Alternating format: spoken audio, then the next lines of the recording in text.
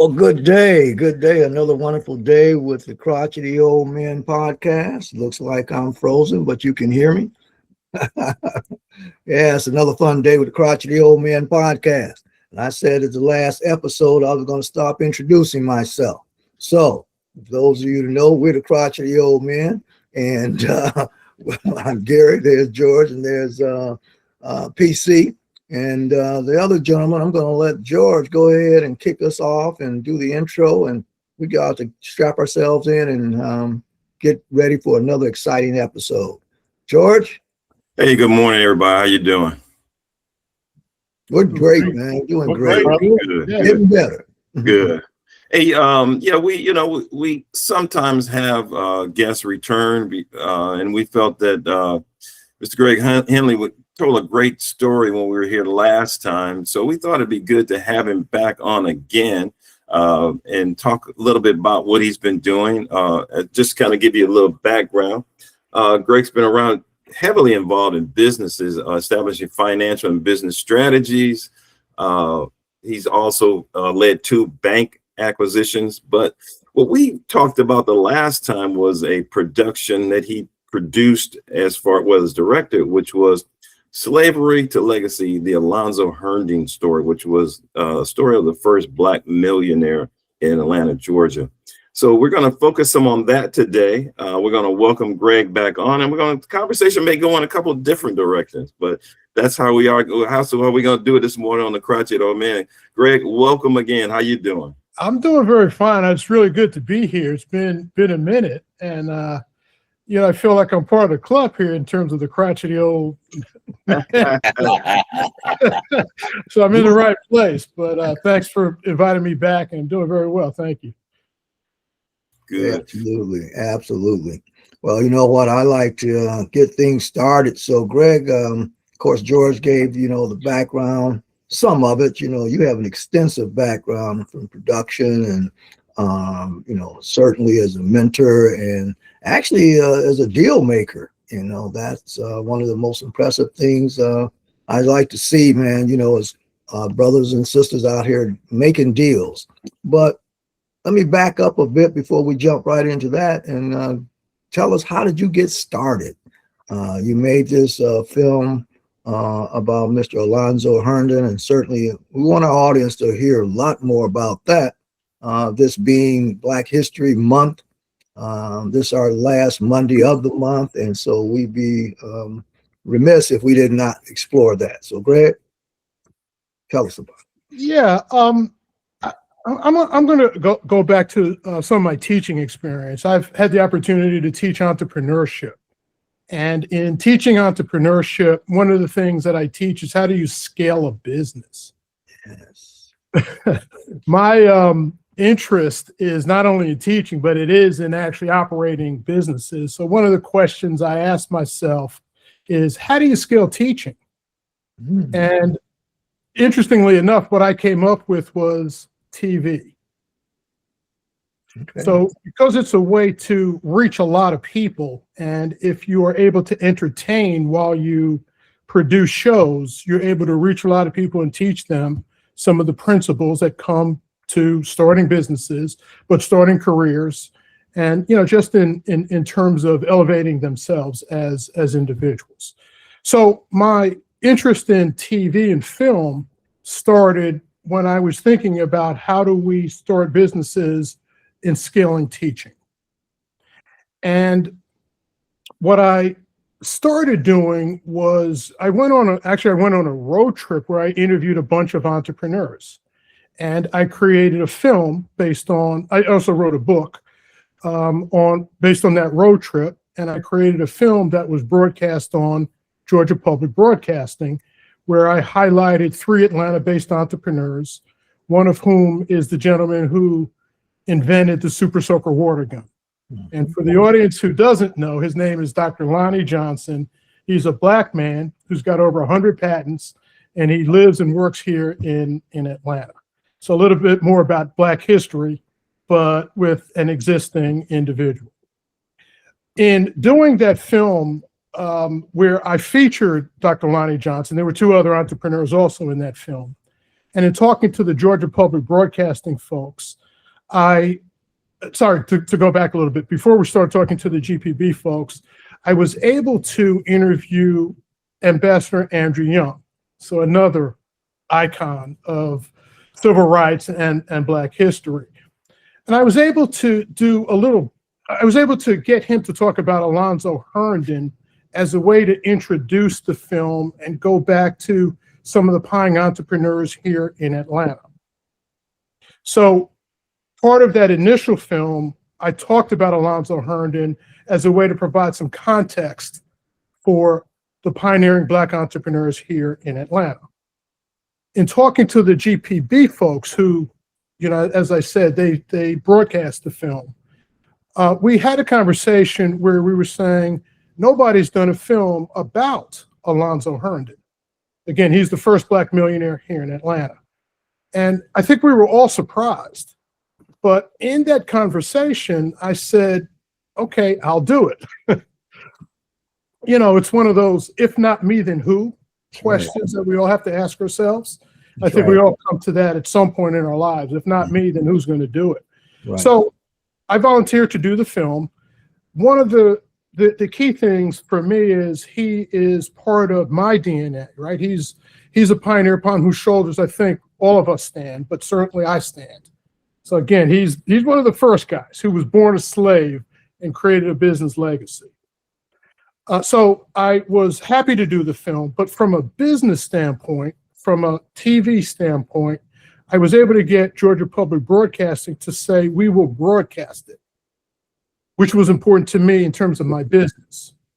Right? I wanted distribution before I produced the film. I didn't want to spend a whole lot of time and money producing the film if I didn't have a place for the film. Interestingly enough, GPB did not broadcast the film, but the other PBS station here in Atlanta ended up broadcasting the film. Again, that's part of the journey of an entrepreneur, right? You think you're going in one direction, but you have to pivot sometimes and go in a different direction. So I was able to pivot and get the film broadcast on WABE, which is Atlanta's public broadcasting station. So that's how the film got started, was a conversation with Georgia Public Broadcasting, and I gave you a little bit of background there. Amen. Much appreciated. Much appreciated. Thank you for that background. Thank you. I kind of reminisce with regards to doing public broadcasting. I remember when I stayed in Los Angeles back in the early 90s with public broadcasting, I developed a show called Ideas in Action. And it was had a similar format, Greg, to yours, about entrepreneurs and meeting entrepreneurs in the South LA area. Mm-hmm. I was astounded to meet some men and women who created everything from shotgun stocks, the stocks of a shotgun right there in South Central LA, to women who had daycare centers for physically challenged children. And so having that entrepreneurial passion and seeing us, and certainly given the history of it, presents, I would say it's like paving a runway for those who come behind us so they can see they can see it, and I'm so glad to hear that. And I knew I wasn't the only one, obviously, but it's refreshing to hear your story. And that's why we're here this morning, that we want to hear more about Greg Henley and that journey and how that paved the way. And you may have to go back to some of the other areas in your life, but hey, the time and everything is open to you, my brother. So pour it on out. Don't hold. What you're talking about is exactly the point of, what I'm attempting to do is to. Amen. It's not so much to illustrate me and what I've done, but it's what other people have done in order to uplift the entire community. Yes, right. A little bit about my background and the reason for this is I grew up in New York, as I was saying before we started, and I was the first one in my family to go to college, which means that my dad brought me up well, but there were things that he wasn't able to do that I was able to see. but I wasn't really able to understand. One example being investment banking. I didn't really understand what it was until I went to graduate school. And therefore, it really wasn't an opportunity that was available to me to pursue. Mhm. And I think there's a lot of opportunities that we, as quite frankly, as Black men and women, we have the skills for, we have the innate ability to do, but we just aren't able to see, and therefore it's not part of our thought process. And what you were just describing and what I'm attempting to do is to make some of those opportunities available to us because we can see them. Amen. Yes, sir. That makes sense. And, when speaking about Alonzo Herndon, a slave who became a business icon, it's a way to show that it is possible for us to succeed in that way. So those are some of the underlying motivations that I don't often get a chance to talk about. So thank you. Yes. Greg, what's interesting to me, and I share some of the same vision and experience you did, because I was doing documentaries with PBS back in the 80s. Mhm. And it was nationally syndicated out of Detroit.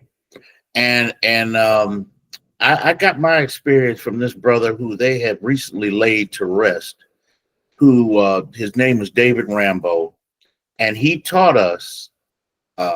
There was a class, and I was one of the students. We had a student committee that brought Black Studies to the university at Wayne State University. We demanded that we had Black professors, and he was one of them. Mhm. So he had this class called Television and Radio in the Black Community, something nobody's ever really heard of before. What it did was it taught us how to produce television, and it taught us how to produce radio in a step-by-step fashion. Now, he got a grant for that, and that grant powered his ability to parlay with Channel 50, which is a local broadcast, and so forth and so on.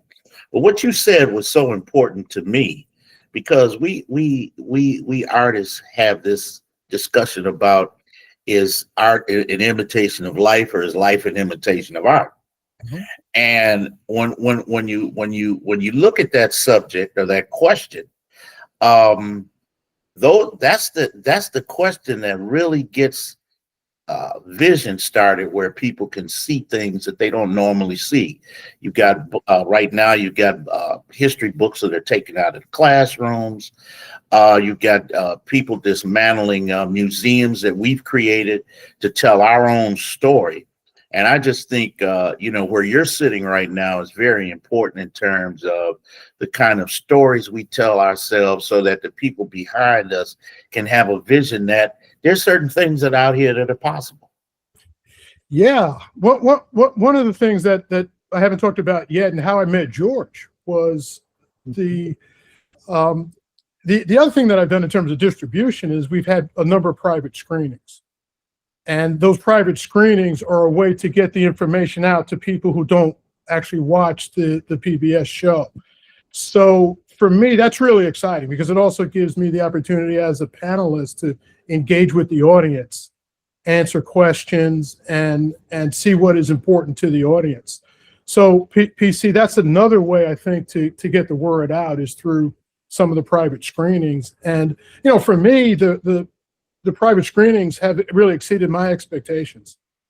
I've got another one on Wednesday of this week. I did one last week, but really it was last year that I emphasized the private screenings. And, what made me proud is it gave me the opportunity to contribute to Black History Month. Right. We did, overall, we've probably done 15 private screenings. And the one that we're doing Wednesday, somebody called me, that kind of thing, who had seen it. So it certainly makes me feel pretty good about that. But the point that you're making in terms of let's get the word out, that's another way to do it, is not only on the PBS, but it's through the private screenings. So let me ask you this question, Greg. We've recently heard things where they were taking things out of the museum that related to Black history, They're cutting certain books out of the education system. And you've already touched a little bit about the importance of having those kinds of things available for Black folks to see. Why don't you comment a little further on that issue? Yeah, that gets me kind of emotional, what they're doing. And kind of going back, Greg's plan was to have this movie that I did broadcast about 3 years ago. But, as I was saying, I was expecting it to be broadcast on Georgia Public Broadcasting. That kind of didn't happen. So it kept getting delayed, which was frustrating to me. Mm-hmm. But the film was broadcast and the private screenings were done last year, which is when a lot of the initiatives that you're talking about occurred. Right? It was at the beginning, when it happened. Right, but it was, right. it was Exactly.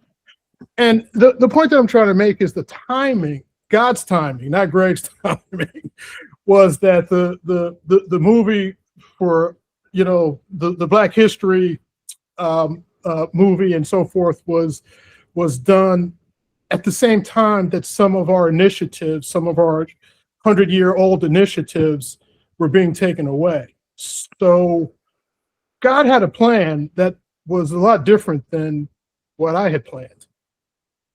That's the way I'm looking at this. Is the timing was of when the movie came out and people saw the movie was exactly when some of these initiatives were being taken away, which to me is not a coincidence. Right. Greg, it breaks my heart. I'm sorry. Right.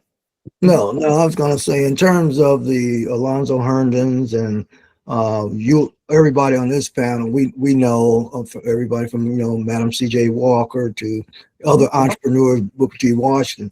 One of my premises that DEI and all these other things are being dismantled or what have you, but I still have to go back to our ancestors, our roots of where entrepreneurism still not only survived, but it thrived. And I was in a conversation not very long ago, and I said, is anybody in modern day, and it probably is one person saw someone get hung. Back in those days, these men and women, they made a decision to not be in slavery. They may be enslaved physically, but they made a decision not to be enslaved mentally. Yep. And so they started the Tulsas of this world of America. They started the Black Bottoms here in Detroit. They started the business districts in LA, Atlanta, Philly, you name it, New York, and they thrived from Harlem to Huntsville, Alabama. There was no affirmative action. There was no civil rights. Well, they probably was a civil rights movement, but these people took action.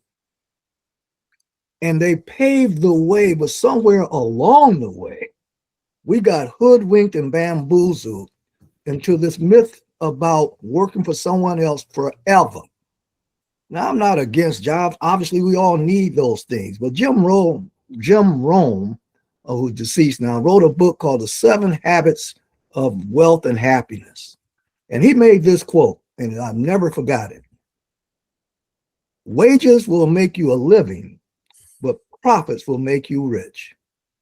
And then in 1984, 86, circa somewhere around there was another phenomenal brother named Reginald Lewis. Yep. And he wrote that book, Why Should White Boys Have All the Fun? He didn't say boys, but I will. Why should white guys have all the fun? And that was the fuel, Greg, that put me on this passion of talking to others, particularly now that I'm still young, but we got this other group coming behind us. And it's so refreshing, man, to see the Magic Johnsons and the Michael Jordans and the Oprah Winfrey. And yeah, they're in entertainment and sports, but you got a whole heck of a lot of more people out here that have small, profitable businesses that are feeding their families, leaving legacies and things. And so when I read your bio about your passion, and we just kind of talked a little bit about it before we came on the air here about mergers and acquisitions, we're about to face the biggest wealth transfer known to mankind. And before I take my last breath upon this planet, I want to make certain that folks that look like us see it, because if you can't see something, it's hard to believe something for most of us. Yeah, you said it better than I did. Yep. Greg, take it away, man, because you know where I'm going with this. You're kind of preaching to the choir here. You could probably figure Already know. that out. But what I wanted to kind of take what you said a little bit further is to please, give you a sense of what some of my goals are, because Alonzo Herndon is the first black millionaire in Atlanta, but there's a first black millionaire in Memphis, right, in Birmingham. Yes. You talked about Tulsa. Raleigh-Durham is another Black Wall Street. Yep. And you know what I've developed, I haven't produced this yet because I need some help, quite frankly. But I've developed a series that tells the stories of these other pioneering Black entrepreneurs. You talked about Madam C.J. Walker. Well, you guys may know, but a lot of people don't know Annie Malone came before Madam C.J. Walker, and was, if you believe Annie Malone, she was the mentor to Madam C.J. Walker. Right. So, you know, there's some lesser known pioneers whose stories also need to be told. I'd like to tell those stories. Yes. You know, I think it's beyond PBS, though. I think it's more network or streamer. But you know, I've for the most part developed the series, but I do need to get some backing to be able to tell us the stories that, you know, you're talking about, that I'm talking about. But that's, you know, I think that's one direction that can be taken. And you know, Greg, I was, you know, when I was with PBS, we did a lot of underwriting, because PBS is not, you know, obviously is not a commercial station. So you got the, you know, National Endowment of the Arts, you got the Kellogg folk involved, especially when it related to subject matter that they were very much interested in and had their monies in. And I think you raised a very interesting point just now about the way we look at television and the way we disseminate information. And I think at some point we've got to look at a different way that we need to do that, especially when they play the kind of political games and tricks that they apply to us when we do produce television. And they do it so that we can fail at the matter. You know, I've had to sit in the studio and do my own editing because I could not trust that white boy to do that editing, because when I saw it, it wasn't what I thought it was going to turn out to be. Yep. And I'm sure you dealt with that same kind of issue. So I think it would be an interesting discussion to traverse what are some of the vehicles that we could use that are different from TV and still reach the masses of people that we need to reach, because I think your series is extremely important. I think it ties the United States together. I think it talks about what goes on with different people in different regions of the United States, which, you know, is very important when you look at production, when you look at what people are doing in their areas at a specific time. And that's quite a story to tell. That's a great series. I like that idea. Yeah, I think there are vehicles. I think there's the YouTubes. I think there's some vehicles being developed even now. The challenge still comes down to funding. Right. In order to do a quality job and in order to distribute it. Right. The Herndon film, as an example, was self-funded, and that's just not sustainable, quite frankly. I was not able to get. I was amazed when you said that in the last interview that we had. I just couldn't imagine. Yeah, and you know, I had to do a lot of the things that you were talking about myself. You know, I hired a few people to do certain things, but I'd like to hire people who are better than me to do some of the things that, you know, need to be done. That was the goal in terms of starting the business, was to hire people better than me and actually do have even better production value than I was able to do. So, you know, that's the challenge to me is access to the right people, it's distribution, and it's funding. So those are the challenges in putting together, I think, quality projects, which is why I was saying earlier that I'm exploring going to networks and streamers, because they certainly have the funding and they have the distribution and they have the access to the people, or have to come from the filmmaker. But yeah, those are the things that need to be overcome, again, in order to do a quality job. The other thing that I'm looking into is how can I utilize artificial intelligence? And I think we're close, but then there's ethical, well, I think I can overcome some of the ethical and moral challenges, but that may be another vehicle to be able to produce quality work. You know, I don't know if any of you have seen it yet, but there is probably been out for a while, the documentary on Tyler Perry, Maxine's Baby. Mm-hmm. And he speaks and he shows about the struggle of not only of production and film producing, but the struggle period of business, the struggle of starting a business, owning your own business, and a lot of the ills that affect us most. You know, it's been said that when America catches a cold, Black folks catch pneumonia. Yep. And there's a lot, you know, fear, anxiety, and uncertainty happening in this country. And we can, while we may not be able to right all the wrongs that have been done to us over the years, in the words of the late, great Reverend Jesse Jackson, we still must keep hope alive. Yep. And in doing that, we must never lose sight or lose the grip of ownership, owning our own business, our own land, our own production, our own everything. And yeah, there's a lot of hurdles and obstacles that's in our way. But as we started earlier, none of our ancestors allowed those things to stop them. And to this day, we still have an opportunity. Right now, the highest number of unemployment impacts the Black community. All right. And so if we don't create businesses and jobs for them, then it's on us why our folks don't have proper employment and things of that nature. And so to head in that direction, because time is moving real fast, as we all know that. And we have, you know, sure, we got to get that word out, but like you said, Greg, earlier, one of the biggest obstacles is funding. And one of the things that I've taken away from that Tyler Perry movie is this, and he's made a true statement. How the heck is Big Mama always able to raise enough money to get Junebug out of jail? Okay. It was called the 3 F's: friends, families, and fools. All right.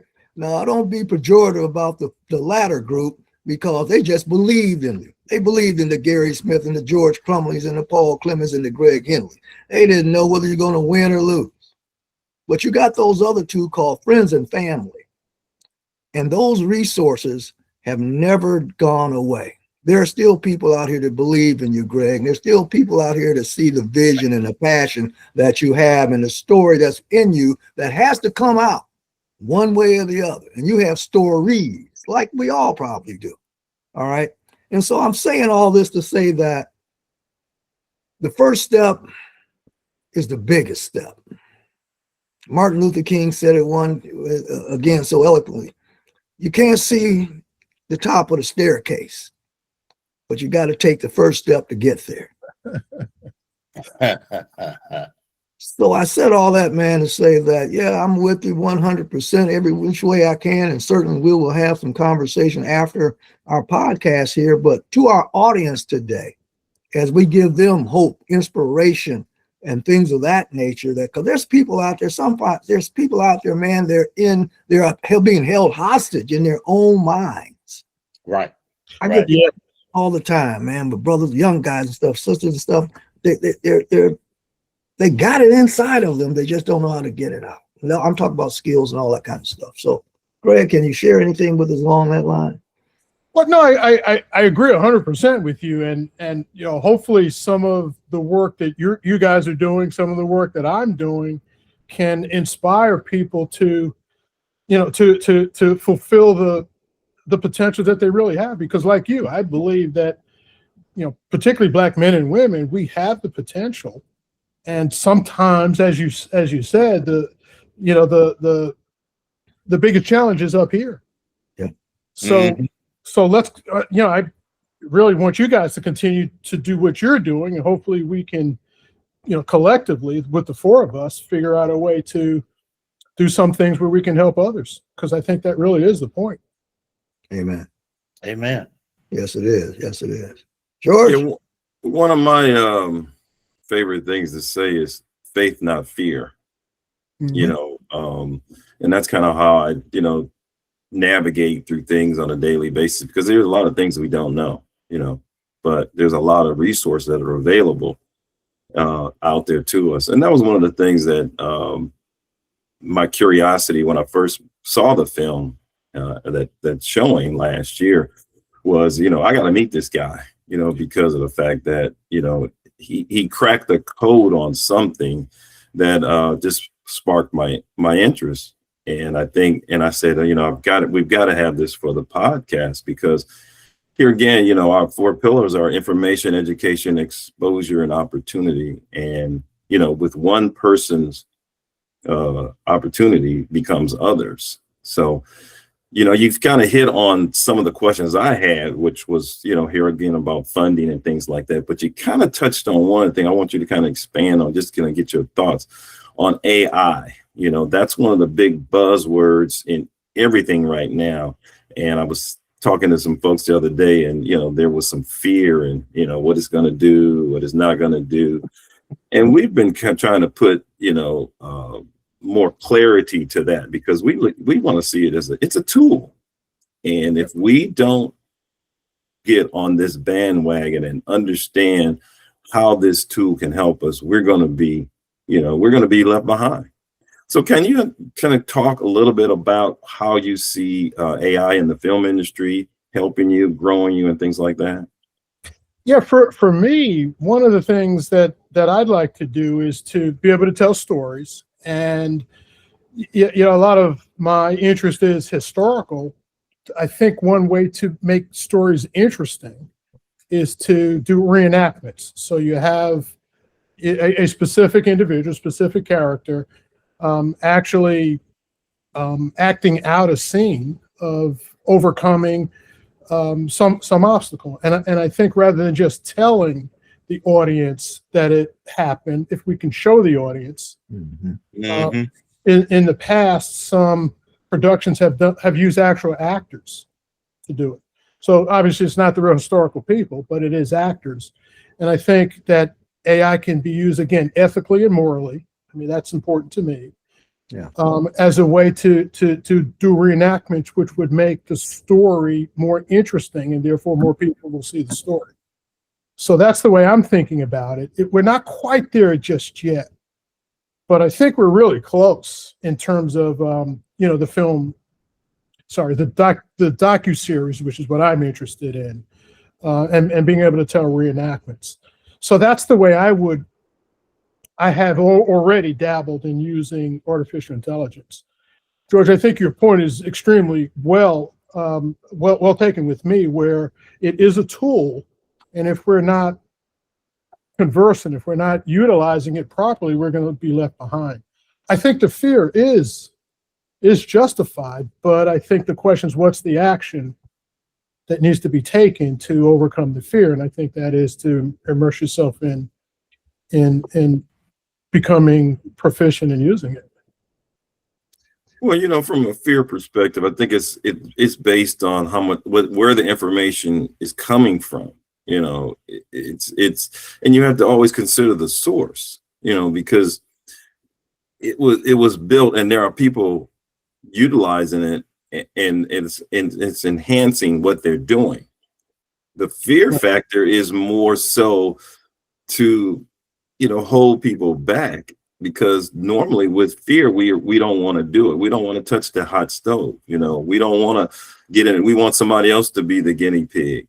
But we have to get out there and be that first person, because this is a plain level opportunity right now. These opportunities don't come along a lot. And whether it's going to flourish like the internet, we don't really know. But what we do know, there's a purpose, there's a tool, and we need to educate ourselves in whatever form or fashion that we're doing today, you know, to enhance what we're doing so that we can keep pace with everybody else. Because, you know, as you guys have said before, you know, we're the last to the party. We can't always be the last of the party. And there's so many opportunities and there's so many roadblocks that are being thrown up. But we, as individuals that are risk takers, we have to get out there and do that.